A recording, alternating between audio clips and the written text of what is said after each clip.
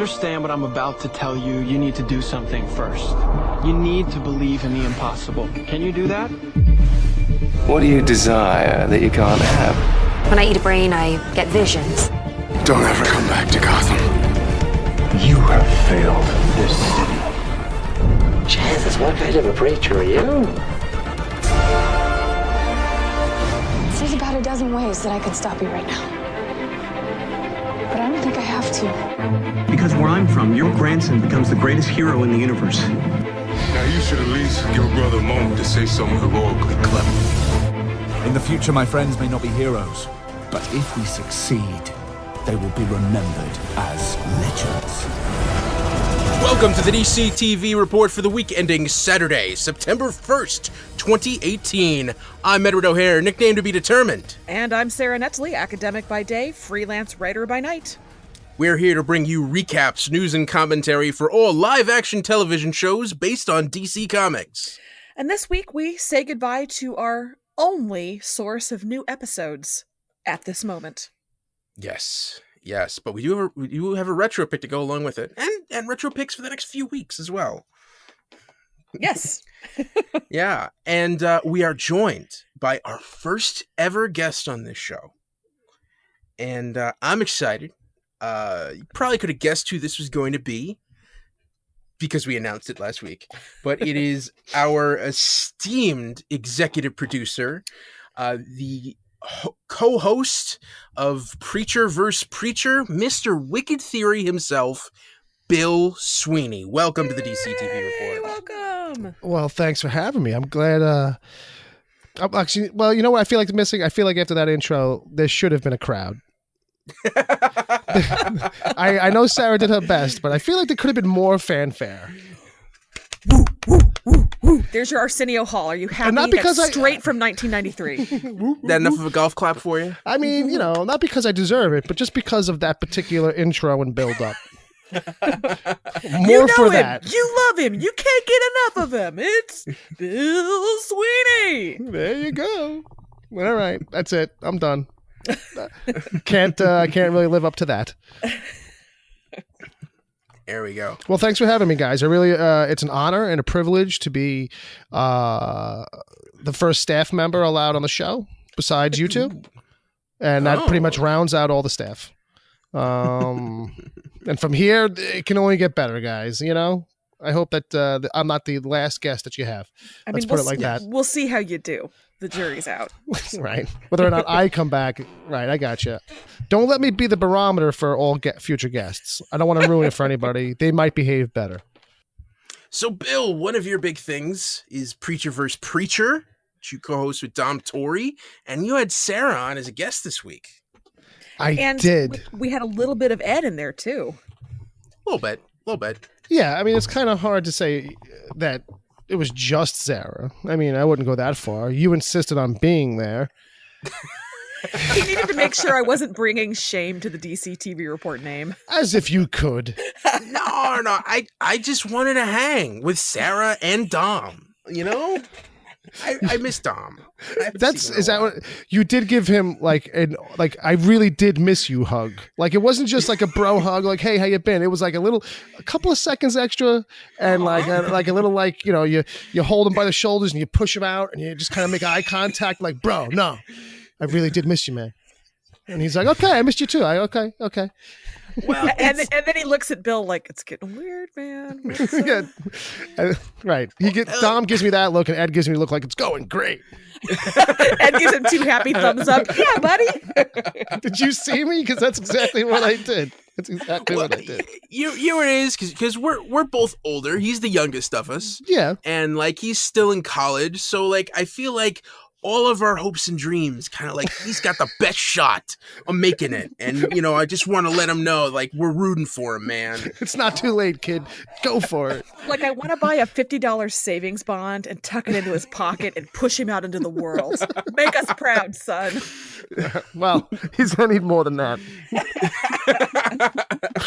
Anybody would. I'll give him a knife, just in case. $50 and a knife. Go on, you'll be all right. No. $50 savings bond. It doesn't mature for another 15 years. Are you a grandmother already? I mean, that's not, no. Cash. I haven't gotten a savings bond since I was 9. I think it's still in my drawer somewhere.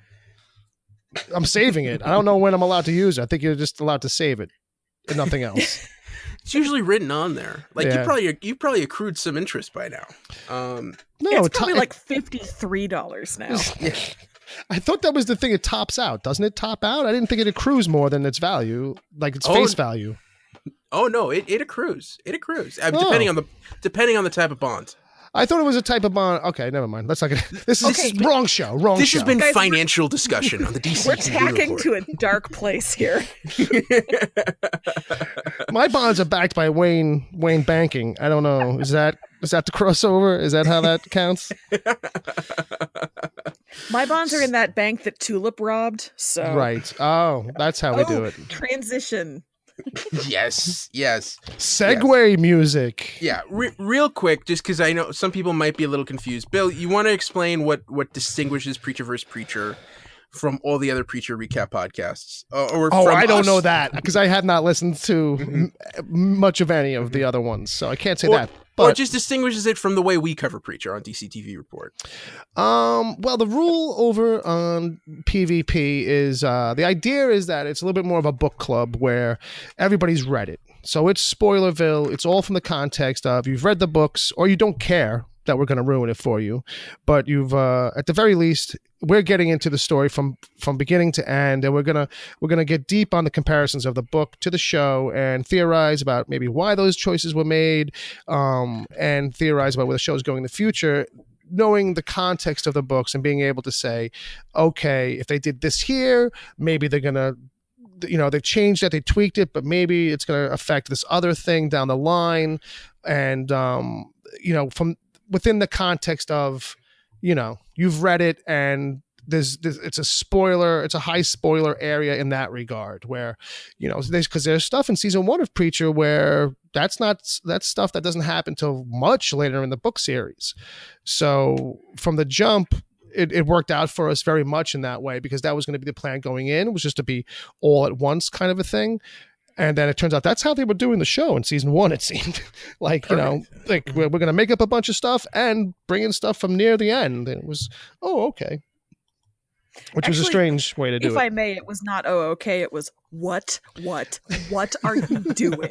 Yes. To be honest, if you go back and listen, none of us are going, what, like, oh, fine. No, no. That's none of the reactions from us in season 1. No. Nah. But we have grown to appreciate and love the show more as it's gone on. Obviously, as people who are hardcore book fans, we had some stumbling blocks with season 1 because they were making up a great deal of it whole cloth. The book and the series is moving away from certain aspects and spirits of the book. So that season 1 for us was like, oh, okay. We didn't realize there could be a year 1 for Jesse Custer. We didn't know there was a preamble to this story, but okay. All right. I guess there is now. But we stuck as long as we could with it, and we're still there. How dare fiction writers make stuff up whole cloth? Ed, you do No, not Ed. No, Ed. Let's be fair. How dare people adapt something and then not use the material that they're actually adapting? That's more like it. It's like, how dare they wait till season 2 to start adapting things? Listen, Ed, I guessed that on some of these season 1 episodes, you don't even wander into this territory. Just let it go. Well, I'll tell this for people, anybody who's listened, Bobby, my brother Bob, who has given up on Preacher at this point, was filled with so much rage that me and Dom didn't have to be angry. Like, we just let him be the angry guy. Like, we weren't happy, but he could be the angry guy. He got to wear that hat. God bless him. Somebody had to be the villain, I guess. But yeah. All right. So, given that, we ready to dig our claws into this episode? I am. Yes. Let's do it. Here we go. So, Preacher, season 3 finale, The Light Above.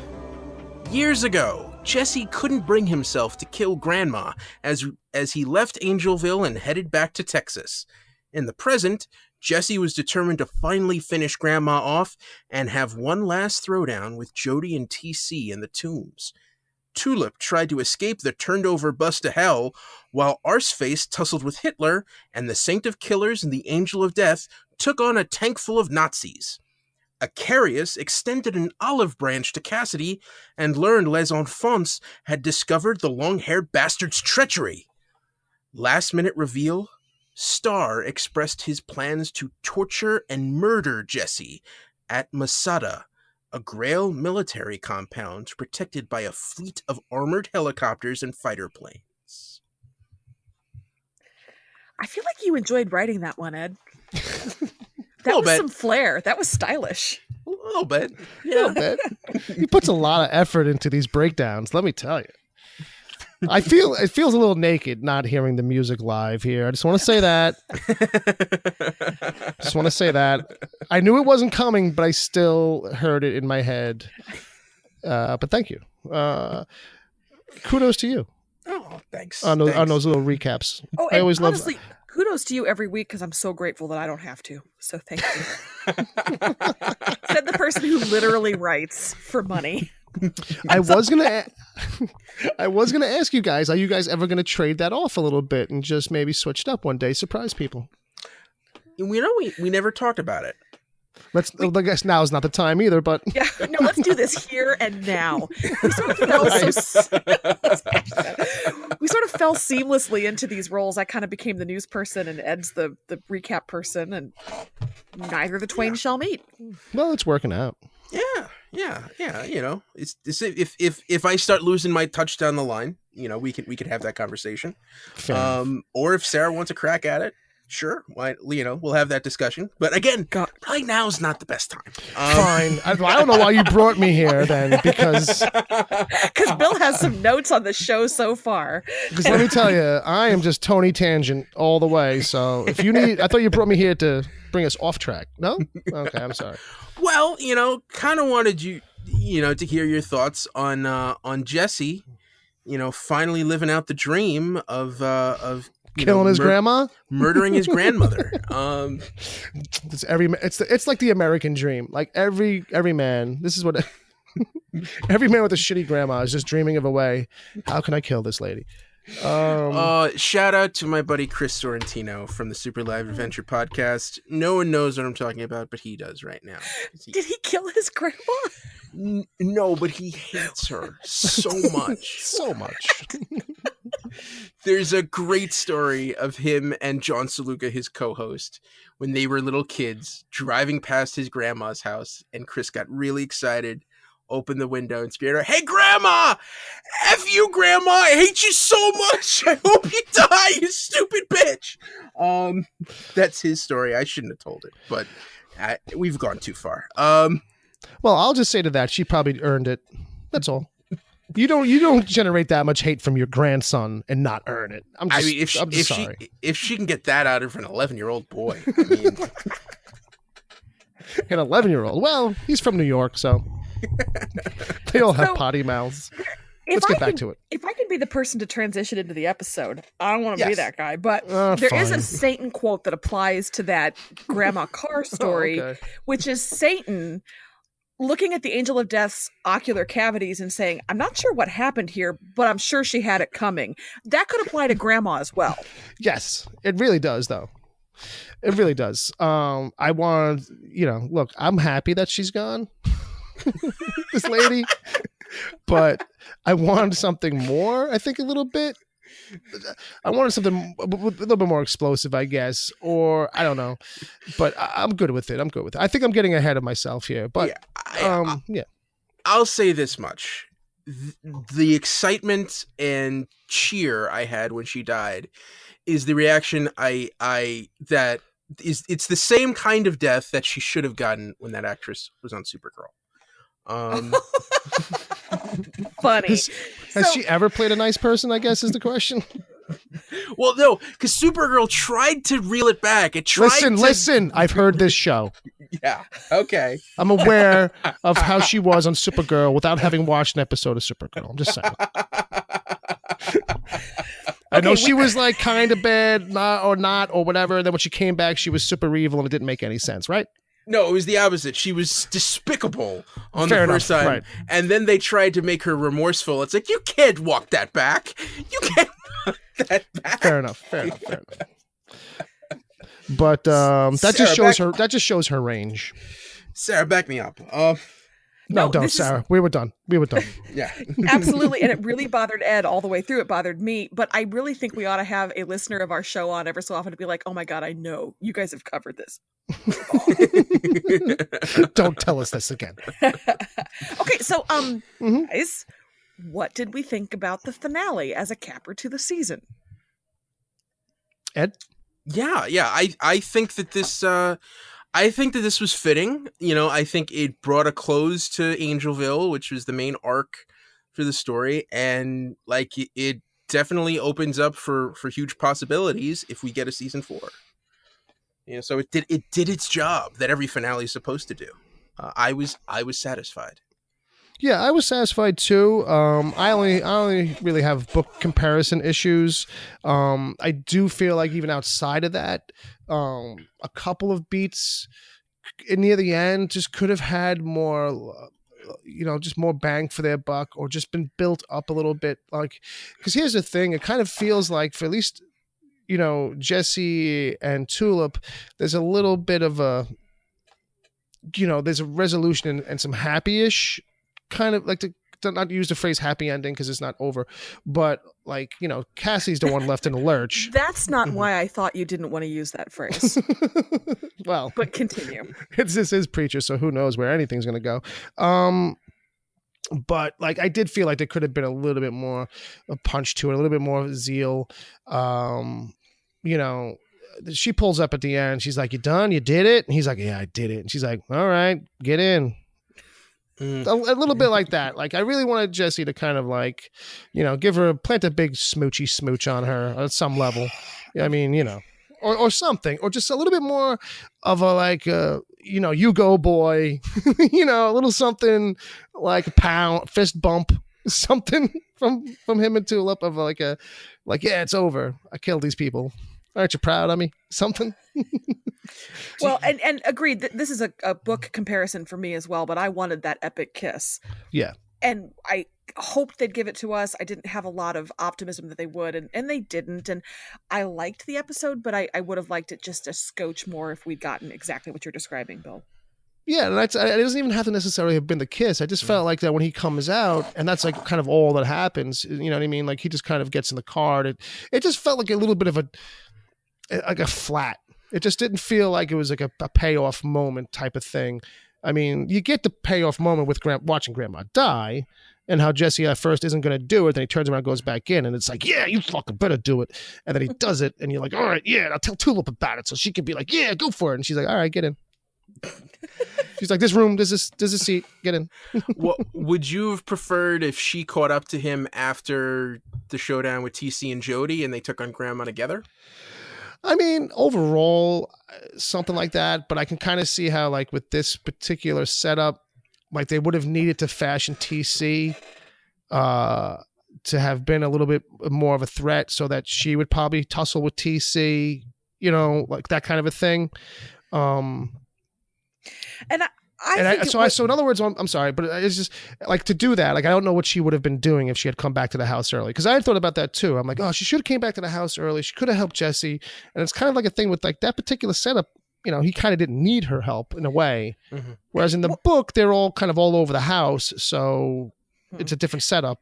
And the idea, I think, was everybody was sort of putting their past behind them. Jesse needed to do what he needed to do with Jody and TC and Grandma, and Tulip was wrestling with that O'Hare bad luck, O'Hare curse, whatever. So had she been there to say, are you sure you don't want to kill her? I feel like it's not Jesse on his own deciding, I have got to bury this part of my life. And so I like that it was all Jesse initiated. Yeah. And I love that they did the old Jesse, young Jesse, not old, but the young Jesse, current Jesse. I liked how they handled all of those scenes. I thought it was effectively done. It was clever storytelling. Yeah, like that was a nice touch. That's something that's like not in the books, but it's like definitely one of these aspects of the show where it's like, they hadn't found a way or a reason to have done that yet. So when we got to see them do it like two times in this one, where they're in the same shot, basically, just for, the metaphor kind of thing. It was a great idea. Like, I loved it too. I thought it was a great idea, great way to just show him wrestling with all his baggage from when his literal past, all his baggage from when he was a kid, all this kind of this thing that he's been wanting to do for so long. Like when he talks about, like, I've been thinking about this for a while, how I'm gonna kill you, lady. Let me tell you. You know what I mean? So the payoffs are all there. The payoffs are all there. That's kind of like a little bit probably nitpicky kind of sounded stuff, but I really have no reservations on anything. I feel like, if anybody's storyline, I kind of wanted to see a little closer to the book in its end. Besides that was Cassidy's. I liked all the stuff where, like, Icarius's flock eventually turns on him. In the book, what's interesting is how Cassidy spikes him to a rooftop, and then slowly, as the sun comes up, it takes Icarius out. So, we get shades of that, and that's what this show does. This show tends to be like a remix in a lot of ways of the ideas from the book, which is always good. For the most part, when they stick close enough to their original idea, so you can still see it.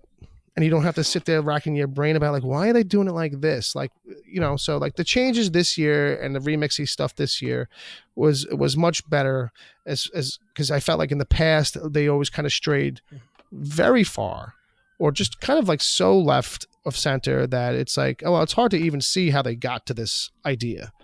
Like, go ahead. I was also going to say... You may speak. Yes. I'm sorry.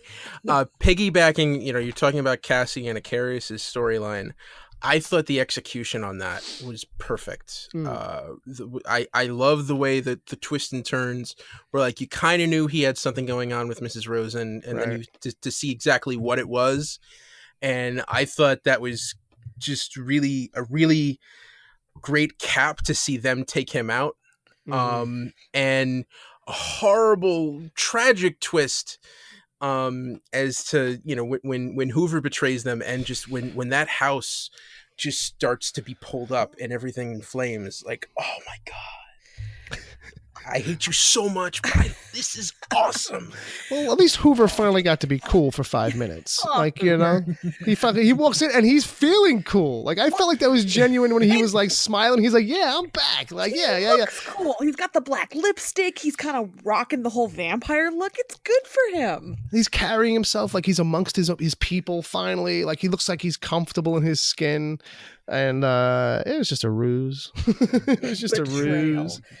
I was excited that in the Cassidy storyline, Cass did the smart thing. So often you get characters who, and not on this show, just in general, who don't do the smart thing. He talked other grandma into, hey, call those people, call those 45 people who left. Do any of them answer? And I'm just so glad that they didn't make him dumb and make him get out of it through some happenstance. He was smart and he was strategic and he executed a plan and it worked. And I'm pleased that they didn't make it dumb. Yeah, that's another good point. I mean, like a lot of shows end up suffering from that, where it's like, oh, we want this to happen here at the end, so we'll just kind of force it along. And even if the character seems like they're making decisions that don't really fit them, like, that they're smarter than this, but we need it to end here. And they didn't do that here. And it didn't feel like they did. I'd be hard pressed to find where they might have done that this season, to be honest with you. Like, I feel like in season 1 or 2, you might have gotten some stuff like that where it's like they just are just trying hard to get us to this goofy thing or this other story point. But this season, everything felt like a much more natural and a much more like characters had plans, like you said, and thought things through on a more realistic kind of level. Whereas like last season was kind of like have answers because, like, we just need them to figure it out. Like, oh, I know what to do now because I have all the answers, kind of thing. But yeah, and the other thing too is, now let's not forget that they're like, despite the fact that all those other vampires die, Mrs. Rosen and her grandson are still out there somewhere. Yes. So if we're going to talk about spin-offs, I'm just saying a little something following those two. At least her, anyway. I'm not sure we got enough character out of the kid, Kevin, but her we got to know pretty well, and I want to know more about her. I want to see where she goes next. All right. I'm not saying it's gonna be Better Call Saul. I'm just saying, I'm not saying it's gonna be that good. Better Call Grandma. Better Call Grandma. Yeah, but you're right. That is just a crazy idea for a sitcom. It's me and my grandmother, accidentally became vampires, and now we're running around the country trying to figure out what to do with the rest of our lives. And now we're in this Boca Raton retirement community, and it's so sunny. Yeah. Yes. There's some kind of name game we can play with that. I can't think of it right now, but it's like Golden Girls or Golden Fangs or something. I don't know. There's some kind of play on that. Send in the emails, kids. So I liked that yet again, this show demonstrates how great it is at hiding the budgetary issues in their fight scenes. So you've got Cass cowering under an umbrella, and it's clear that there's an epic battle going down. They don't have to show it to us. They're so fun in how they do that. I always enjoy that aspect of the show. Bill just made a lukewarm noise. I wouldn't call it like hiding the budget issues. I'd say it's conveniently finding the workaround. I think they find good workarounds, I guess is what I'm saying. I enjoy the way they go about it. Yeah, because they always do find like an interesting, convenient way. And I'm not going to give them crap for it, because I just watched them really do that this week on Better Call Saul. Not to like mention something twice, but another one of these things where it's like we're not going to see directly, exactly what's happening, but we know what's going on, and it was kind of well executed. Although that umbrella was pretty chintzy. I think it was like. It looked pretty see-through to me. Like it was kind of, I don't know. That was the thing I focused on probably a little bit too much, but I did watch it twice. So I was just grateful that they saved the budget so we could see the Icarius hand transformation as it goes through a hoof and a wing. And I thought that was super cool. Yeah. All the animals we never saw him transform into. Yeah. Yeah. And could we also mention the amount of money that they spent on those scenes in hell and Satan's office? I think that's where it went. Yeah. Yeah. Yeah, and I think that's a good segue into that storyline. So Saint of Killers kills Satan. Angel of Death is blind. Hitler's taking over hell, and Eugene's just gonna hang out with the Saint, to take down Jesse. Everybody needs a friend. I mean, So Ed, you have been fretting about Eugene's screen time all season. I don't want to say fretting like you're, somebody's maiden aunt or something, but was this appropriate levels of Eugene Hitler, do you think? Were you pleased by this? Yes, it was. And that is very, because one of the reasons I didn't really keep up with the book is just because his face is so disturbing. As at least is the way Steve Dillon drew him. But the TV show, I kind of warmed up to the guy, and like I'm worried about him, and I feel like he was really wronged. And he's someone who deserves some type of retribution, and I thought this was like, this is kind of like his whole arc for the season happened in those last like 3 minutes. It basically did. Also, but that was enough for me to get excited. Did the Saint have more dialogue in this episode than he has in the entire other 3 seasons of the show? He certainly might have. Yeah, it comes pretty close. I mean, this has got to be the most dialogue of any other episode, even if he's got, other episodes where he talks to a degree. But yeah, I think you're right. I think he was just a chatty Cathy. Yeah. Well, he had a lot on his mind. He's come a long way. Well, yeah, he knows Sydney can't see him, so he's got to let her know he's there. She's got to echolocate somehow. He's clapping in all different directions, trying to throw her off. She's like, "Where are you now? Where did you go?" Doing that weird voice modulation thing, which I love how they just use at any time for the people from hell. Like, so Satan, they did it to him when this episode, he actually goes high pitched at one point. He's like screaming and it gets real high for like one word. I don't remember. I wish I had the sound clip, but, and then with Sydney, the Angel of Death, they're doing it with her too all the time. They're tweaking this voice modulation that rises and falls, like, you know, and it's like, all right, you know, I didn't think we were going to give it to everybody, but they didn't. But they didn't overdo it either. But it just seems to be like this odd touch that you really kind of can't get a grasp on, like when and where does it come in, or why does it, you know, pop up at all, really. Yeah, I think, well, it's a little weird just because, like, Jesse's voice kind of changes like that when he taps into Genesis. That's because his eyes don't glow red. Bill, am I right? Well, yes. Let's not even get into it. But, well, the difference being that his voice is just much more of an echo kind of thing, and they don't really pitch shift his voice for that too much. They might drop the bass on it a little bit, make it a little bit more bass heavy, but it's not like the other thing. You know what I mean? The other thing they did doing with Satan and like the Warden in season 2, they did that. That was the first time they were doing it. And it felt almost randomish kind of thing. Like it adds to the discomfort, I think. It adds to the unpredictability. Yeah. That too. Yeah. And, you know, and I get that it's, now I think they're trying to do it where it's like, oh, let's try to just use it for emphasis kind of thing. But it's a thing where it's like, if that was the point in season 1, it was like, it was almost like the people weren't saying something worth trying to emphasize. It was like, there wasn't emphasis in this line of dialogue. We'll do this to give it more or something. Like now they've got to kind of figured it out, like how to use it, I think, a little bit better, or what's the point of it kind of a thing, which I liked, you know what I mean? Because it is a thing where it's different. You don't see other shows doing something kind of like this. They're very experimental on the show, which I appreciate overall. They're willing to give it everything a shot because it seems to be, it's just that they look at that kind of show. It's like, well, you know, let's put it all on the table and then like anything goes. I mean, we got to watch them full screen emojis and text messaging for what would normally be like, you know, handled some other way with an actual phone call, maybe, you know, but you know, in this day and age, these millennials, these millennial 35-year-olds, I guess, I don't know. Okay. Big question. And I think this is the big question. I'm single. Going forward into next season. Oh, sorry. Compare and contrast the way you think Hitler is going to operate hell with Herr Starr's approach to control, to now that he's empowered Grail. Are we getting graded for this? Show your work. Well, I mean, if it's compare and contrast, I didn't come here for that. I did not. Let me check my papers. Okay. How do you think Hitler is going to operate? You don't have to rephrase it. All right, fine. You know what I meant.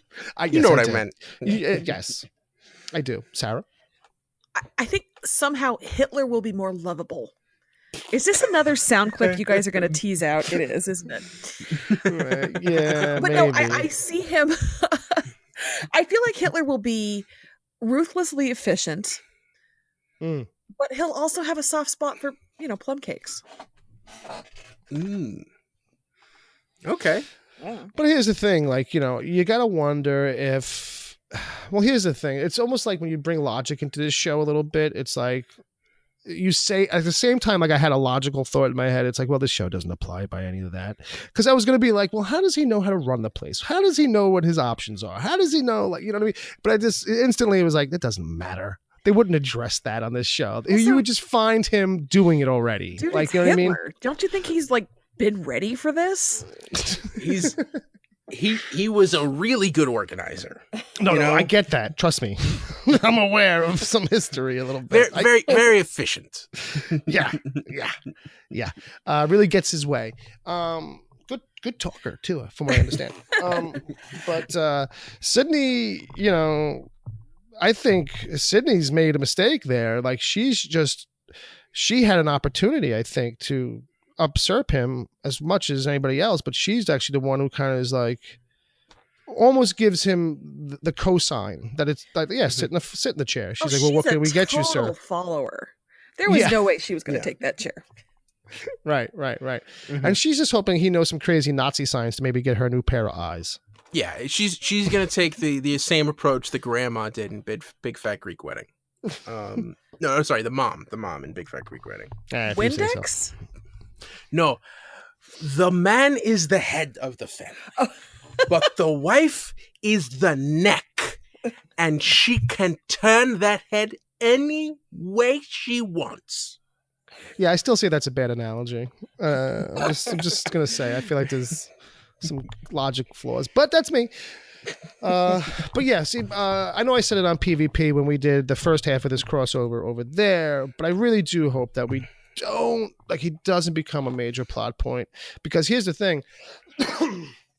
You know, they kind of teased that Satan had some expansion plans coming. Everybody get ready for my expansion plans. I've got these plans. But now he's dead. So I feel like that dies with him. And as long as Hitler doesn't find like his big folder of plans, like, we don't have to really worry about that, number one. It's not a dangling plot thread anymore. What I would like to see is maybe Hitler come back like a season away from now. Like, let's just say it went to 5. Like, we don't need to see him at all for 4. Maybe like the finale for 4 to tease up season 5 somehow. Well, he's still got that contract, so it's gonna come up. Yeah, he's got but that it's contract. not binding. Bring your husband in. Isn't he a lawyer? Let's see, Jason. Yes, he had some thoughts about that contract. You cannot enter a contract on behalf of somebody else, and also once Satan is dead, right? You know, that contract was with Satan. Does the title or is it the person? You know, there's some I don't know. questions. I'm giving your husband a bell. I'm just giving him a bell. Wait, is that a reward bell or a punishment bell? Well, it's just I agree with that guy bell. Okay, cool. Okay. Well, I would say I feel like Hitler and Star are on a complete collision course now, whereas they both want control of the Earth, but from different vantage points, and yet somehow they both agree that the way to get what they want is to kill Jesse Custer. So yeah, you know what it is. You want to know what my real problem is? Is just that I hate the Hitler storyline just in general. And I thought and prayed that we were going to be done with it. I feel like it brings in a whole nother angle of storyline that this show does not have time for. A, because it's new stuff, and B, because it's like this show already got truncated down to 10 episodes. Like, do we have room for brand new storylines? Like, it feels like if we do, they need to be fleeting. You know what I mean? Kind of not so much long running. Like the whole thing with the souls and going to Osaka. Like, if we had 13 episodes, that would have taken like, you know, that much longer. Like, you know, and I feel like that was kind of like the benefit of this season. It was having 10 and having like these kinds of like small dalliances in other areas, but be brief with them. You know, they start in the middle of an episode, they go to the next episode, and by that third part, it's like the wrap up or aftermath, and it's like done, as opposed to saying, okay, let's string this along all season kind of a thing. Like, you know what I mean? And I feel like that's the thing that the Hitler thing could become, is like another layer. Like, if it's a thing that pops in and pops out, that's good, but you can't have a guy on the payroll on a TV show like that and not use him all the time. I mean, they did some of that this season, but they popped in enough. And I feel like if they do that, then maybe I'm just afraid that they're teeing up this big war between heaven and hell that doesn't exist in the books, maybe. Spoilers. Well, and my complaint but not really. My complaint about some of it was pacing.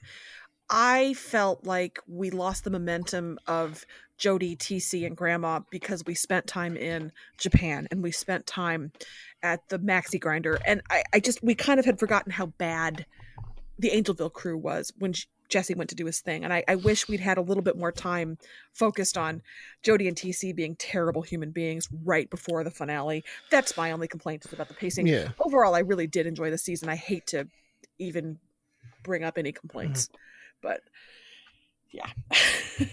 On the other hand, they gave us a Nazi and a MAGA hat. So, you know, the fun details. They were fun. Grandma's lipstick was just kind of all over her mouth in classic old lady fashion. They had good touches. No, yeah, there was a lot of good small things in there. I kind of like that the whole thing with the lighter happened. I mean, it's a tease out for what that means to Jesse, and yeah, sure, it was his dad's, and that's all you really know.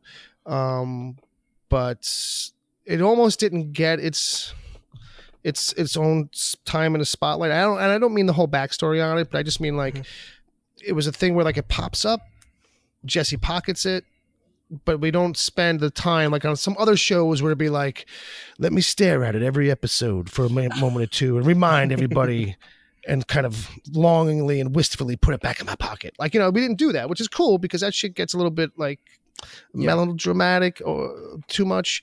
But the fact that things were there, we got just enough of them, and we kept the machine going.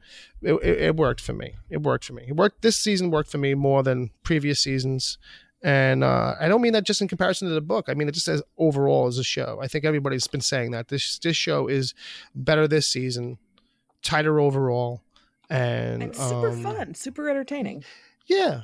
And you know what? And you don't have to be like in season 2. It felt like they were trying harder to be more comedy leaning, like as a show overall. It was more rompish, you know. I can see that. And so to kind of dial it back a little bit, but find the places where like the funny was not being forced, you know, that kind of a thing. It was cool, you know. And yet we still had God in a dog suit with Morgan Freeman's midlife crisis gold hoop earring. Like we still got that too. Yeah. So coolest God you ever seen. Just saying. So we just spent a solid half hour talking about Preacher. Yeah, but you had an extra person, so. This is true. I think that's exciting. That's like twice as much as we normally do. And it's the finale, Ed. I mean, we got to spread the wings a little bit here. I wasn't saying it was a bad thing. Oh, my Jesus Christ. You're never going to have me on again, are you? No, not at all. That's not true. Not at all. I love you, Bill. Yeah, but it's just not on this show. No, I'm trying to set up a segue. That's all. I know, but I had to undermine it. I know that's what we do on the other show, yes. But I couldn't let you think I was going to let you have just complete free reign. Yeah. But now you can continue unabated. I'm sorry. So yeah, I think it's time to lead into the news, and Bill's going to stick with us through it. I'll be here for the news. Should I talk like an old school newsman the whole time or no? Yes. Please don't. I love that you both had a different approach. Why not? Bill, you be an old-timey news guy. Ed, can you talk like Brockmire? Can we just do this in voices? I can do my best. Try to think of those crazy metaphors. I regret everything. All right, news. I'll take your metaphors and I'll raise you one straw hat. All right, so we do not have a renewal on Preacher. I will say that before we transition into the rest of it, but I think we have to just kind of keep our fingers crossed that we're going to get a season 4. I'd hate to leave it the way it is. We thought we were done talking about Preacher. I'll move on. All right. General news about the Arrowverse on the CW. We have a sizzle reel for the upcoming season that was just released. We see Barry in his new suit. We see, most important for me, Felicity has pink hair. Lots of sort of black lightning. There's a preacher sort of bracketing things, warning about superpowers. We don't have as much on Legends or Supergirl in there, but all of it I thought looked really great. Ed, did you get a chance to watch?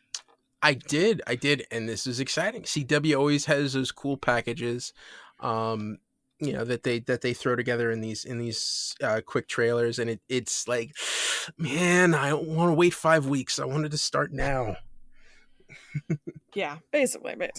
So individual shows in that grouping, we have some casting news for The Flash, and that is that America's Got Talent contestant Troy James has been cast as Ragdoll.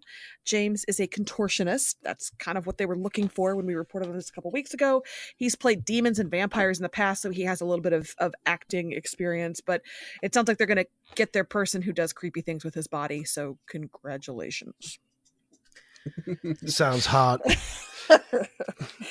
And in news that, just give me a second here, Iris apparently this season will start building her blog into what the showrunners plan to have morph into the Central City Citizen, which you may remember was the newspaper from the future that we saw in the Flash pilot, reporting on the disappearance of the Flash. So Iris is going to turn her blog into what looked to me very much like physical printed newspaper. Somehow she's going to transition from a blog to a newspaper. Well, I mean, we all know blogs are dying, so she's going to have to transition it into something. Okay, all right. I mean, fair enough. But it wouldn't be this. It would be a video channel on YouTube. I mean, like, come on, lady. All right, thinking positively, maybe like 7 years from now, it'll be trendy to have the homepage on your blog look like the front page of a newspaper. I actually am nerd enough that I went and paused and kind of went frame by frame on that shot to see if I could tell if it was a physical newspaper or not. And it really is hard to tell. It's laid out like a newspaper would be. It didn't have, I mean, obviously it's not going to have the rail on one side and the ads and things like that. So it didn't look like a homepage, but it looked like a newspaper, but it just doesn't make any sense that in the future there'd be an actual newspaper. So just in general, just a lot of sighing involved with this. Yeah. She's not going to have time to write anything. I don't know why we're bothering. You know what I mean? It's like Peter Parker really doesn't have time for photographs. You know what I mean? These side jobs, just enough. Let her run the group back into Star Labs. I mean, as if just as bad. Yeah, I know. Yeah. See, that's the thing. Look, I get that it's a stretch. She doesn't run a command center usually. She's not that type, but that's where we've put her now. What is her formal education? Wasn't she in college and she started her blog and then she was a journalist with a full-time job at a newspaper, which actual college graduates struggle to get? Yeah. Well, it is a TV show. And it was a really popular blog. I mean, that's why they gave her all those, front page, high exposure pieces. No disrespect to Candace Patton. She does a great job with the character. It's not her fault that the journalism makes me want to tear my hair out. No, and in all fairness to her, she's just looking really for the way to find something for her character to have and latch on to. But the problem is that none of the other characters have anything to latch on to, anything personal or interest or career driven. They all just work at the lab, besides Barry, who I think is officially fired now still, maybe? I'm not even sure if he's got his job back. He hardly ever goes there. So it's just like, I don't know why we need to include it unless it's going to be a plot point that pays off later on because we want to have 25 people turn into, some kind of zombies or moon people or something. Well, it's because Iris West in the comics is a journalist, and you actually don't get much of her in the comics. You just know that she's Barry's girlfriend and that she's a journalist. So I think they're just trying to get it a little bit more into that direction. But she's a TV journalist, isn't she, in the comic? Isn't she like a TV reporter? Or is she an old school newspaper? Or did they tweak it here and there, maybe, I'm thinking. It gets tweaked here and there. But generally, she was like Lois Lane. She was a newspaper reporter. Well, I think Linda Park was a TV reporter. Yes. That's it, right? I'm thinking of Linda Park. I'm sorry. Well, and I feel bad for giving them grief for trying to flesh out a female character who maybe was undercooked in the comics. They're trying to give fair enough some dimensions to characters who otherwise might be given short shrift in the narrative. And I feel bad taking them to task for that, but they just do it kind of poorly. And it's a personal issue of mine that they get it so wrong. No, I agree. But see, here's the thing. For you, it resonates home. It's like when a plumber watches a plumber work on TV. It's like, that's not how you put pipes together. But for the rest of us, we can tell that guy's really not doing too good of a job too, though. Like, we're like, yeah, he's been under that sink for like 3 days and it shouldn't take that long. Like, we all kind of get the gist. We get where you're coming from, Sarah. Don't worry about it. Yeah. We feel you. I will say, maybe you'll be pleasantly surprised. Maybe. That's true. That's true. Maybe they'll bring on a consultant to say, journalists, don't do that. Are we done talking about the Flash? Yes. Right. Are we not having Bill back on here again? No. Anytime, man. Yeah, her voice is shaking like a tortured child. Bill, only you have said that. That is true. That is very true. That is a true statement. Oh my God. Okay, Black Lightning. So, okay. We have a poster for season 2 that has just been released, and I realize I'm describing this on an audio medium, but it looks fantastic. It looks like a movie poster. It's got kind of that gritty, like 70s blaxploitation feel. Very stylish. Very retro. Yeah, I would say even like a Drew Struzan sheen over it. Just I love the idea that it looks like it's hand painted, but still very lifelike. Yeah, it's exciting. It's cool. Yeah, I like it. We also have a little bit of casting. The show is looking to cast a 20-something white woman with old soul and piercing eyes to play Emily Briggs / Looker. I assume the piercing eyes is the hint that she is a meta with some sort of looking abilities. Yeah, that's about it. Yeah, she's got like eye lasers shooting out. She was not an original member of the Outsiders, but was with them for a long time. So it seems like that's what they're setting up in Black Lightning. Because we had Grace Troy on last season, and has there been a mention of Geoforce yet? No. Okay. So if like Geoforce is mentioned, then we know we're getting the Outsiders. Bill, do you remember much about the Outsiders from the 80s? Yeah, that was when Fox tried to adapt the movie. And no. That wasn't one of Fox's first TV shows. No, along with the Dirty Dozen. No, the thing that launched the career of every important male actor from like the 80s and 90s. No, I'm not talking about that. No, I wasn't talking about. Yes. So, the Outsiders is a superhero team that Black Lightning was a part of. I believe, I never really read Outsiders, to be honest with you. So you definitely lead in the info on that. Yeah. Well, I'll be interested to see what their take is and to see how they blend it in with the rest of the show, because originally it was called Batman and the Outsiders, right? And it was a team of heroes, internationally based, because you had Geoforce, who is from a nondescript country in like Eastern Europe, Russia, like around there. Sure. You had Katana from Japan, and they would go around the world doing covert ops missions that Batman thought was important. And then later on, they broke off and had their own thing. And then there was another version with like Nightwing leading them that was just more like an extension of the Teen Titans. So there's a lot of different directions. And like Black Lightning seems so homegrown to Freeland. I'll be interested to see if they branch out and have him go on these international missions with this team, or if they just stay local and just happen to be from all these different places. I think my spin would be that they probably pop in as an international unit and then pop back out by the end of the season. He gets to hang with them and meet them and run with them a little bit, but chances of him leaving the city, I can't imagine that this particular show would uproot him like that and then have like, well, I mean, his daughters are there. They have powers. They can keep things under control, I guess, for a couple of weeks while he's out helping out internationally or something. But yeah, and I will say the Nightwing Arsenal version of them in the mid-aughts, Thunder was a member and not Black Lightning. So maybe if they took her up with that team. Well, that's one way to slim the cast down, I guess.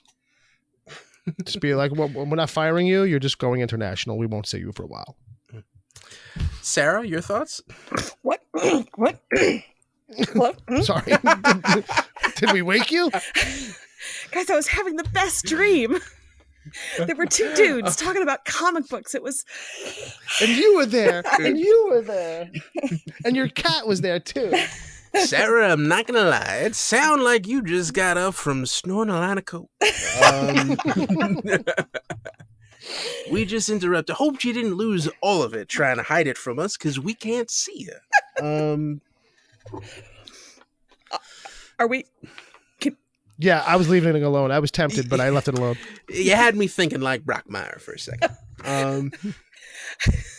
I was about to do the oldie newsman, but I opted out. Sorry. Sarah's done. I'm moving on to Lucifer, you monsters. Bill, I think the reason you won't be on the show anymore is because it won't exist. Makes sense. It makes sense. So, right. Lucifer. So actually, some kind of big spoilery news. Somebody this upcoming season is having a baby. Lucifer? I hope so. So this was a spoiler from TV Line, and that was the only information we got. Of course, that leads to a lot of speculation about who it could be. Rachel Harris, who plays Dr. Linda, announced in March that she is expecting baby number 2. Wasn't super clear if she herself is pregnant, if she's using a surrogate, if she's adopting. So, I mean, that is an option, but I don't know that that's the most fun option for that. Let it be Maze. Let it be Maze. Let it be Maze. I want Maze and a baby Bjorn just thrashing people left and right. Well, I'm just hoping now that it's on Netflix, we'll get to see it. Like the whole birthing process. I don't need to That's see nope. that. That's not necessary. Not all of it. I don't mean like up close story of life type thing. Just. You know what? We were showing that video in 7th grade. I was enough. I was enough for me. I was gonna say I don't need a junior high health class video. I don't know. Yeah, I don't even know if they showed it in public school, to be honest with you, here in the city. I know I didn't see it. And that was before I was cutting out of school, so I would have been there for it. They assume you little hooligans already knew. Yeah, absolutely. They were like, you got 3 older brothers? Yeah, you don't need this story. You've heard all about this stuff already. But all right. Yeah. Anyway, so if you have thoughts about who it could be, who you'd like it to be, email us. That'd be cool. Yeah. Mm-hmm. Let's see, other Lucifer news. The episode title for episode 3 is "O Ye of Little Faith, Father." And, you could take Father as God, or we did announce the casting of Graham McTavish as a kindly priest a couple of weeks ago, so he could be the father. I guess it could be the father of this random baby. I don't know. A lot of father possibilities. Who is the father? Wait, what show is this? This is on Lucifer? This is Lucifer still. Graham McTavish is joining Lucifer? As in the Saint of Killers, yes. Oh my gosh. Yes. I did not catch that last week somehow. Okay. And finally, folks in LA in a certain area got a filming notice saying that the TV show Lucifer would be filming an explosion on the backlot jungle set. So that leads everyone to believe that they're filming an episode someplace that is jungle-ish. Could be a crime scene in someplace exotic. Could be the Garden of Eden, since we also talked about the casting of Eve, as in Adam and. So, interesting speculation there. Could be a Vietnam flashback. It could be a Vietnam flashback. I mean, it could. It could. I'm not saying that doesn't make a lot of sense. It could. Okay. All right. Okay. Titans music. We have some official promo photos of the 4 main characters, and they look really gritty, very dark, very fitting with the DC aesthetic. And the background of Dick Grayson's photo shows his parents laying dead on the floor. So sorry, Ma and Pa Grayson. Yeah. These were all shown on DC Daily's inaugural launch, which was hosted by Kevin Smith, and he introduced a bunch of people who are going to be on that show. And we met. He chatted with Jim Lee. A lot of people, a lot of information going on. That thing was slated for an hour and a half, and it went 2.5 hours. And well, they had Kevin Smith on it. Of course, it was going to go long. Yeah. But But like, what's funny is like, just with the segments, it didn't feel like it was rushed. It just felt like they programmed way too much stuff. Like, because they had so many clips because they went to another clip, which I guess served as a commercial break for them, like every 5 or 6 minutes, and there was enough to fill that whole thing. So I don't know. I just with this episode right now. Yeah, kind of. I just know John Barrowman and Sam Levine are going to be involved with that, so I'm excited. Chaos, pure chaos. Yeah. So that's where all of this information is coming from, and I think the next bit of news is going to be the really important stuff that we've been wanting to know for like a year, right? I'm sorry. Did you want a date, Edward O'Hare? Did you want a date that would be for nice. this premiere? We have that. Yes. It's October. Yeah, a calendar date. Oh, you didn't want. Oh, I'm sorry. Oh, I need to put those brochures away. That's a whole different thing. October 12th. Titans is coming to your streaming device of choice on October 12th, and then we will get new episodes every Friday. Okay. And DC Universe as a whole, as a service, will be launching September 15th. So the bits of news that we'd reported that Titans would launch with the service and that we would get all of the episodes at once, those evidently were bold-faced lies, and we apologize for them. We like to keep it interesting by throwing in something false ever so often. A little misdirect. Nice. In that same arena, we have some news on Doom Patrol. Doom Patrol. Doom music. Patrol music. Yes. Thank you. And that is that we have big casting for Mr. Nobody. Alan Tudyk has been cast to play Mr. Nobody. That makes my subscription totally worth it. Alan Tudyk. Yes. Alan Tudyk, Steve the Pirate. Arr. We're getting him. Arr. Now, Alan Tudyk from Firefly and a whole lot of other things. I loved him this past season on Dirk Gently's Holistic Detective Agency. Yeah, and he's playing Mr. Nobody. He's a big baddie for the Doom Patrol. Really crazy guy. It's interesting casting. Alan Tudyk often is the funny comic reliefy guy. Wash on Firefly is one of my top 20 characters ever, but he was the bad guy. I mean, spoiler alert for a 10-year-old show, but Dollhouse, Joss Whedon joined. Sorry, guys. He played a big bad guy, and he was so good at that. So as I was reading the description, I didn't realize Mr. Nobody was a bad guy, but as I was, wait, did you just and me for Alan Tudyk being a good bad guy on Dollhouse? I will cut off your mic. Yeah, I liked Dollhouse. He was the one thing I never bought. I never bought him as the bad guy. I was like, I like this guy, but he's not right for this particular bad guy. That's why I loved it, because it was so against type, and it was so but he was a surprise. He was visually against type, and if you knew him, he was against type. But the way he was playing it was straight on. I'm crazy serial killer, but not kind of bad guy. And for me, it was just a little bit. There was a lot of things about Dollhouse that were always a little bit off, or they were trying something a little bit out of the box, so not everything landed quite right. But I do like the idea in here, because what was making me think was about we know him as this goofy guy, and I feel like this is a show that's going to be trying to load you up in quirky, off-center darkness. And if you're telling me you're going to take a guy who's known for being goofy but really good actor and making him eat the bad guy, there's a combination in there that I feel maybe that gives me a hint or an idea of maybe what they're going for overall in a way. Incredibly talented, charismatic bad guy. Yes. Period. Full stop. Come on. Fine. Yeah. It's your see him going up against. It's your show. I'm not going to argue much. And we're gonna see him going up against Brendan Fraser's Robot Man. So yeah. Well, and also Kelsey Grammer, right?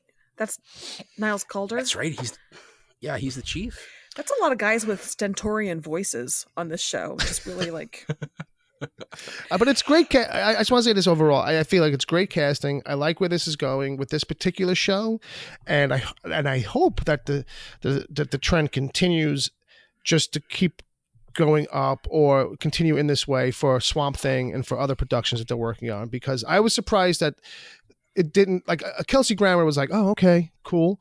I just didn't think they were really going to get anybody else with, recognizable names in a way. You know what I mean? I didn't think they were going to keep shooting for that at that high, which I'm super psyched about. I mean, when they announced Glenn Close next week as Spaghetti Lady, Abby. No, who's Abby? Abby and Swamp Thing. Crazy Jane? Oh, no. Abigail Arcane? Yes. Yeah. I won't be surprised. I won't bat an eye. Anyway, we're not done with Doom Patrol. We also have some casting notices that came out for a co-worker of Negative Man, who saw his plane crash and is sort of messed up about that.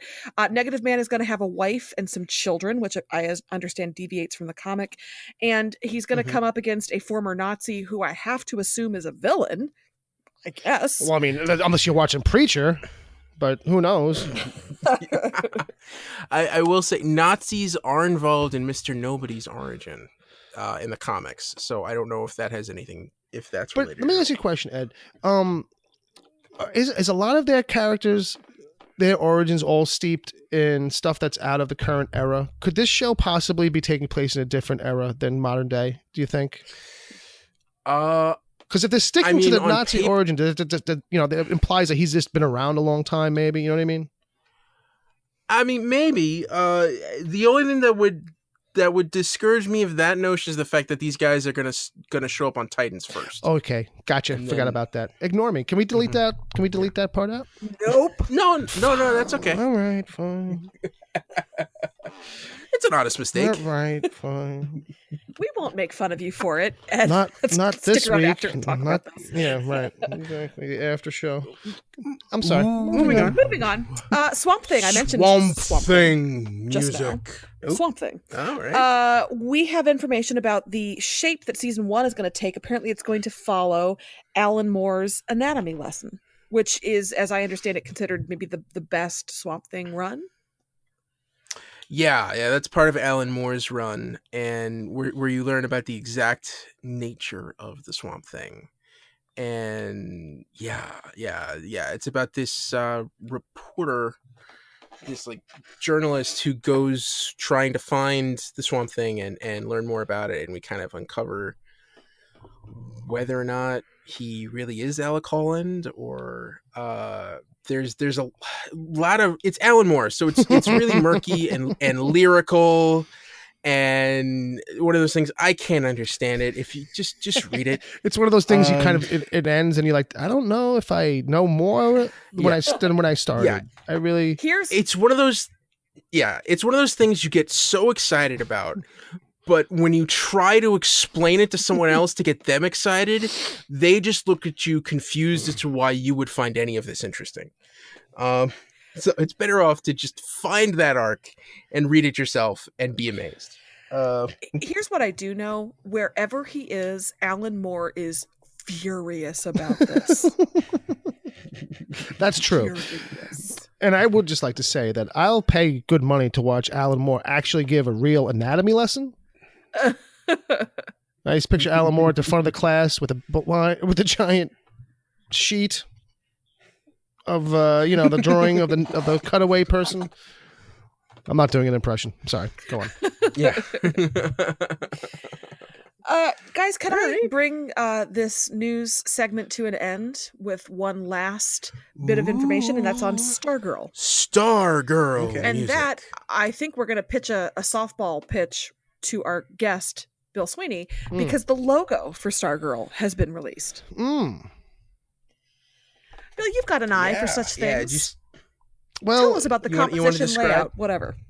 Well, I'll tell you what. As I pull it up just in case, let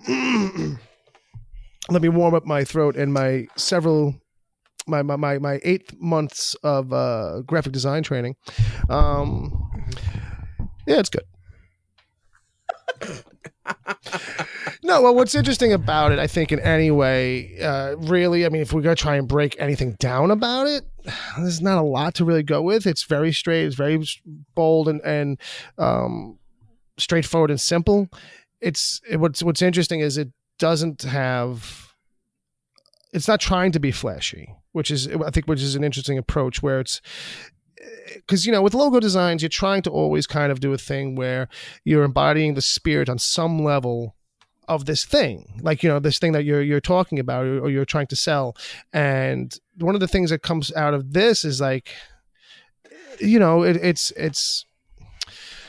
implies to me, in a way, you're going to get something maybe a little bit more grounded and realistic in a way that maybe these other shows aren't doing. Because, I mean, I can't infer that in a real way from the logo. It's just, from what I know of the story, I'm looking at this and trying to decide why so simple. I mean, besides the fact that it kind of harkens back to, I think, the original logo design that they always kind of had for her book, for her stories. But outside of that, there's not a lot to go on. I mean, it almost looks like a sports team kind of thing. But reserved. You know what I mean? It's not. Take that back. Don't bring sports into this. Well, it has a star where the hole in the A is. So, it's hard not to. Is it weird that I think it looks friendly? Well, that's what I mean. It's unaggressive, but it's stern and it's strong and it is bold. And I don't mean like it's daring and it's bold. I just mean like, it's chunky lettering. It's bold lettering, and it does give a heft to it in a way that is unaggressive and unassuming. And you're right, like, because every other show, especially for the DC shows, is got more going on, and this feels stripped down in a way. Or it's like, we don't need Flash, not Flash, Barry Allen. We just don't need a lot to be going on here. And if that's gonna represent the spirit of the show and the character, I think that's a really interesting thing, because it's about saying that this is going to be something maybe that's gonna feel very different than probably the WB stuff that has females in the lead. Like, this might not feel like the same kind of relationships that are intertwined, or I don't want to disparage female driven shows. I'm just saying this might feel structurally different than what we're used to for that type of fare. Maybe. Well, she is a teenager. Mm-hmm. At least I believe in the beginning version of her. So I would expect this to have a brighter feel to it. Well, if you stick contrasting to like Titans and Doom Patrol. If you stick an S on this, it is definitely like a cheerleader team competition. Yeah. I could see that on their outfits at one of these danceteria. Mm-hmm. Big things you see on ESPN or whatever. Bill, have you seen Cloak and Dagger? Marvel's Cloak and Dagger? I haven't watched it yet. No. And I hear it's really good. Yeah. I'm about halfway through the first season, and it's interesting. And I can see Stargirl kind of foiling to that, just being in the same way that like Flash did to Arrow when it showed up on the scene. Right. Where it's like this it's this teenage superhero who's just discovering her powers, but there's not as much dark secrets. It's more about her having fun and bringing that optimism to the world. Right. Well, that's what I'm wondering is, because that's the thing is, like, I know that's her setup here, and that's the kind of thing I take away from it. That it's not going to be a lot of the typical kind of bombasticness that maybe you kind of get with the other shows a little bit, but I don't know. I could be totally wrong. They might just be saying, what works is something that harkens to the original logo that we've always used, and but I think for the character and for what I've heard, this works perfectly well. I mean, that's a lot to take away from a logo. Well, look, let me tell you something about logo design, okay? You have to drop that shit on people so that they go, oh, okay, that's why you use those letters. And it's like, yeah, they're just the ones that look best with the word. That's all. Sometimes that's all it comes down to, is like. But anyway, you asked. All right. Sarah, is that it for the news? That is it. All right. So we are on to our retro pick for this week. You ready, Bill? Yes, I am. All right. So this is Batman, the animated series. Episode aired November 5th, 1992. Cat Scratch Fever. After being sentenced to probation, Selina Kyle, aka Catwoman, went searching for her lost cat Isis and ended up uncovering a plot by Roland Daggett to use stray dogs and cats to spread a deadly toxin around Gotham, for which only Daggett Industries had the antidote. Last minute reveal, Selina pulled Isis out of a basket that was hanging outside her window and watched Batman swing into the Gotham night. All right, Batman is such a drama queen. He returns the cat and he waits, and then he's like, okay, now I'm going to swoop into the night. She'll definitely see me. My silhouette will look so badass. That's a good point. Half of Batman's strategy is dramatics. It's the right entrance. It's the right exit. It's the voice. It's the shadow. It's a lot of dramatics. It's a lot of theatrics, right? Yeah, a lot of theatrics. I mean, he thinks all that stuff through. Interesting note this week we got on his costume design. Like, I specifically remember this as the episode where Batman takes his cape off. And the thing that's incredible about that is he takes his cape off to fight this dog that's attacking him. And his cowl stays on, which means it's a separate piece. That's different from the Adam West series. I think that is like, those kind of technical things are what something that was really cool and interesting to 4-year-old Ed O'Hare. Did 4-year-old Ed O'Hare think through further and ask, well, how come it never just comes off by accident if it can come off that easy all the time? Because it's Batman. He knows how to tie it on properly. He took out and he also knew he took out the proper cape. I got you. Yeah. I thought you were going to comment on Bruce's extremely short shorts in the beginning. Yeah, I'm trying to figure out if this was before or after the Fab Five made like long shorts that went below the knee a thing, or if we were still in like the Magic era for version of basketball shorts that went up like 3 inches above the knee. No, they were long. That was my junior high years. Not to give away my age, but totes my junior high years, and our junior high basketball men's team had long shorts. Okay. So, all right. Did they? Ugh. Anyway, so here's what I liked about this episode. It was Selena's episode. It was kind of fun to follow a different character and to see her try to do good, but you got to protect the cats. I feel you, sister. I enjoyed that. Yeah, definitely. And I think the thing that this episode really establishes, and that's something that I think they really play up in this show, is that Selena Kyle, Catwoman, kind of toes the line between hero and villain. And I think they really play up the romance between Batman and Catwoman here. Oh, and I freaking loved it. Poor Bruce is like, nah, she doesn't like me. He knows it. He knows where he ranks. Well, all he's got to do is take off the mask. I mean... Yeah. And she's really not into him that much. She would have figured it out if she was really into him. She would have been like, oh, that jaw? Yeah, okay. That can only belong to one person, I think, in the whole city. Yeah. Just really quick, I just want to run down quick the voice actors for this episode. Adrienne Barbeau, who shown up a couple weeks ago. Can I try and call one? Okay. Because I could have sworn at first that the judge was CCH Pounder. No. Because the judge was Virginia Capers. All right. Who was the voice of Lady J on G.I. Joe. Huh. Well, I wouldn't have called that. They were the same person. But, okay. I apologize.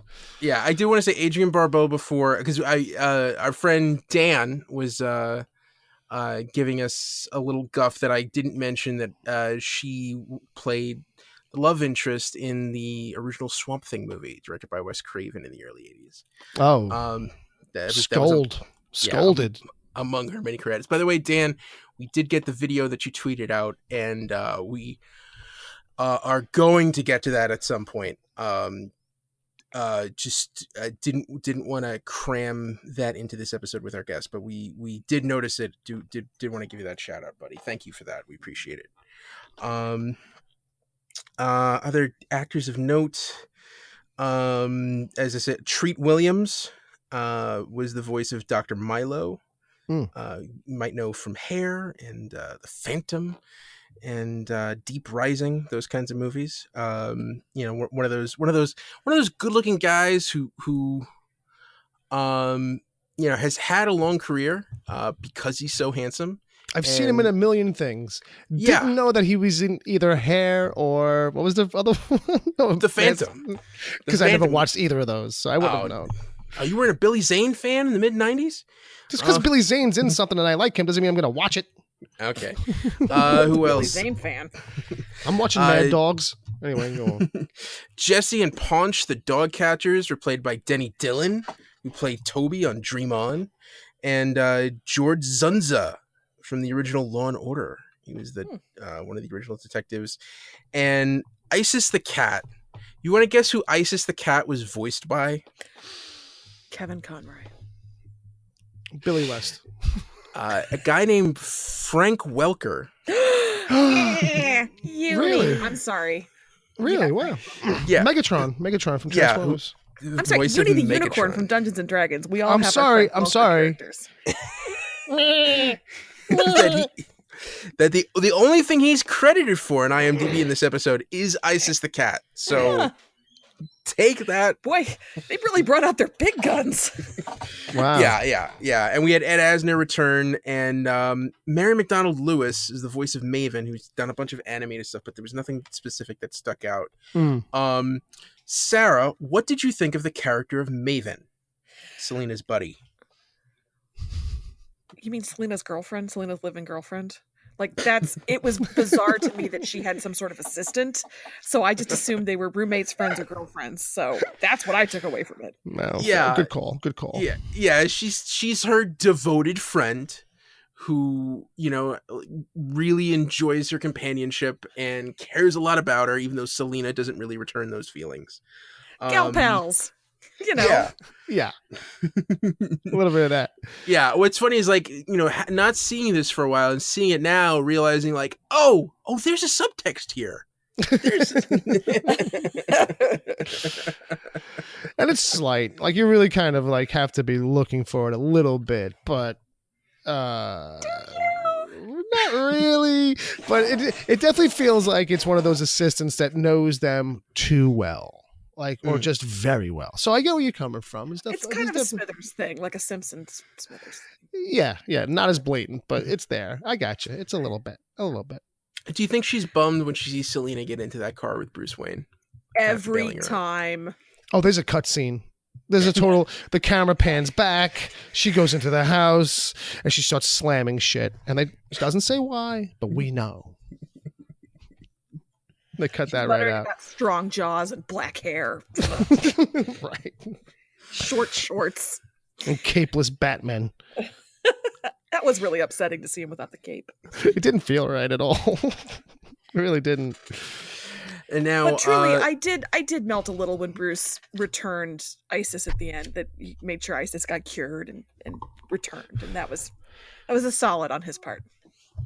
Yeah, it's good work. Yeah. Now, Sarah, have you ever lost a cat like that? And if so, was the first place you went to a fish market? Obviously, I actually have, and kind of. I put out a live animal trap with tuna in it. So nice. Yeah, I used a fish solution. I did not go to the fish market. I guess I wasn't using my head. What can I say? Well, I've got a couple of notes that I made on this one. Not much, just a couple. First, I just gotta let you guys know that Gotham's got a real problem with strays. Okay, because the bad guy, what was his name again? Doggett? Roland Daggett. So he says at one point when he's revealing his master plan and how he's going to spread this virus through stray animals, that there's 300,000 strays in Gotham. And that number stuck out to me for some reason. I'm like, that's a lot. That feels like a lot for a city. 300,000 stray what? Like cats and dogs, I'm guessing, right? So I looked it up, and for New York City's estimated as of the most recent one I can find is this number that comes up at about 2013, 14, about 10,000. Oh my God. For New York City. Granted, we've got boroughs. It's a little congested a little bit, but only 10,000. And Gotham, though, 300,000. I will say, I think a lot of them are hanging around your apartment, because whenever I park in your lot, on the way from my car to your front door, there's usually at least a half dozen stray cats just wandering around, giving me dirty looks. Just the same three. It's Huey, Dewey, and Louie. They're fine. They just, there's always one black cat, and I always feel like the other two cats keep changing, because I'm like, I don't think you were the same guy that was here the last time I saw you guys. Yeah, no, one of them's a long-haired tabby who needs a brushing, needs a bath. Oh, can't bring that thing in the house though. That thing is so dirty. Fuck that.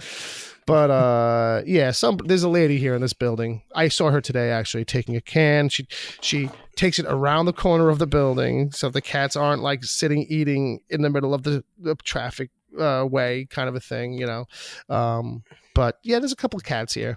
I'm not a fan exactly of that, but they don't get into any trouble. One of them took a poop at the base of my stairs one day, but whatever. I'm not going to hold it against the cats. I like cats. I've had cats. And I just wanted to give the line of, just regale you guys on what I thought was a line of the episode. I hope this isn't in anybody's notes. I'm not stealing anybody's thunder. But at one point, Selena is now under the spell of this virus, and she can't function. She's getting dizzy. She's getting hot flashes. She can't stand. And Bruce, dressed as Batman, finds her, and he rubs his hand on her head through his glove, by the way, and he's like, "You're hot," and she's like, "Oh, now you notice." After all this time, you finally realized. You know what I mean? I that was the one line that actually made me like laugh out loud a little bit. I thought that was really funny. The delivery on it, because I just didn't see it coming. Like, it was just one of those things. I like Selena. I like Catwoman. I like the character very much, and the plucky. She takes care of herself. She does her thing. Mm-hmm. Kind of tries to be good mostly. I dug it. Yeah. I thought it was good. At first, I was kind of like, I see where this is going. I kind of thought it was going to be less good than it was. You know what I mean? It was good. I mean, it's got the thing going on where it's really, it's really about cats and dogs for the most part. Which is cute. I think it might have been overall probably one of the simpler episodes or something to that effect. It didn't feel like it had a lot of the meaningful gravitas. I'm not saying that I got slighted in the episode for my guest appearance compared to. Saying it. That's correct too, but I am though bringing it up, so I guess that's passive aggressive. So my mission is accomplished, I guess. But I know I did end up liking it a lot. I thought it was very cute. I thought it was very quaint and all that good stuff. And once again, it's that whole thing where. Like, just hook up already, the two of you. Oh, my notes 100% have in all caps. Bang it out in an alley. Bang it out. I mean, come on, just do it already, Sarah. I would direct you to Catwoman #1 from the 2011, which was the first issue of Catwoman in the New 52. Okay. And you will get your wish. All right. They bang it out on a rooftop, if I remember correctly. I think it's in her apartment. Like he's just there, and then you just see them undoing each other's pants. Quit spoiling this for me, gentlemen. I want to read it myself. Sorry. You might want to bring this to that Harlequin novel show that you're doing. I don't know if you guys have read this one yet. All right, so I think Sarah, is there anything more you wanted to say about this episode? No, I enjoyed it. All right, then I think it's time for our winners of the week. Oh wait, what are we doing next? Oh no, before that, I'm going to reveal the episode for next week for Batman the Animated Series, which unfortunately looks like it's going to be the only episode we're going to cover. And that's if you're watching on Amazon Prime. Yeah. It's Volume 2, Episode 18, titled Almost Got Him. Almost Got Him. Volume 2, Episode 18. Excellent. Okay. All right. And now I feel like the bad guy gets away. Almost got him. Almost got him. I don't know. Go on. All right. Now for our winners of the week. Bill, did I forget to tell you about this segment? I'm aware of it. I can go last. Okay. So I'll go with because there were a lot of people won this week. I thought that Les Enfants were gonna win, and then did they lose out? So I'm going to say my winner for this week is Genesis. Because that's what allowed Jesse to waltz in there, and within 3 seconds, he's already redeemed himself and gotten Grandma's hold over him done, and got her to give up her hold over Tulip's soul. So like, bam, right out of the gate, that's a huge mission accomplished, and yeah, he that helps him in the squabble with TC and Jody, and so for me, Genesis, like him getting that back, huge win. That's a good choice. All right, for me, and I alluded to this in some of my comments as we talked about the finale, Preacher's use of accessories to tell character stories, for me, won the week. I mentioned Hoover's black lipstick. It was fantastic. I mentioned Grandma's messy old lady, like, you missed your lip line, but you're trying. Good for you. God's got that gold earring that says, I'm a middle-aged man, but I still know how to rock and roll. Hop on the back of my bike. You got Cass in a Nixon shirt. You got TC putting on the top hat. He's always kind of wanted to do that. You got the lighter. I don't know. I thought they, everything they did, those little touches, just bring those characters to life and flesh them out and round them out and make it a lived-in world. So yeah, accessorizing, my winner of the week. All right, Bill, did you come up with something in? Yeah. I had one, and I kind of just remembered another one that I was going to mention. So I'm gonna give my the big win to the ice that would not break. in that Batman episode, that until it decided it was time to break, the ice seemed to have a mind of its own. It did a lot of cracking and a lot of splitting, but it wasn't until they started shooting it that it finally gave way. Yeah, I actually, my favorite one, which I thought was really cool, was when Batman like pushed up on the ice to create that air pocket so that he can get up and get extra air before he went down. Oh, so I should have given it to artificial physics or something like that. Like, you can't do that. That's not how that works. Well, I appreciated Batman's hand shooting up through the ice, the end of Stephen King's Carrie style. So I guess we all like the ice. And my second one I will give to the listeners. They're the big winners this week because they got to hear me come on here and hear the two of you over on Preacher&nbsp Preacher this week. So anybody who's listened to both shows, I would like to think that they consider themselves the big winners this week. Aww. How about that? A moment of seriousness from your silly friend Bill. How about that? Thank you. It's not meant for you, Ed. It was meant for them. Okay. All right. They will thank us later. All right. Jesus Christ. Can I move into the closing now? Yeah, sure. Go first. All right. So that's if you feel it's real, whatever. Thanks to our guest, Bill Sweeney. You're welcome. That's the DC TV report for this week. You can find us on Twitter. I'm at Edward O'Hare TBD. I'm at Sara Netzley, SARANETZLEY. Bill, I'm at Wicked Theory. Preacher&nbsp Preacher is available wherever good podcasts are given away for free. You can hear Ed and myself also every week on the Wicked Theory podcast. Yeah, and you can also follow this show on Twitter at DCTV Report. Send along your emails to dctv@wickedtheory.com. Be sure to subscribe to our show on your podcast app of choice. And Bill already told you about our sister shows. You can check those out. Please rate and review us. That helps other people find us.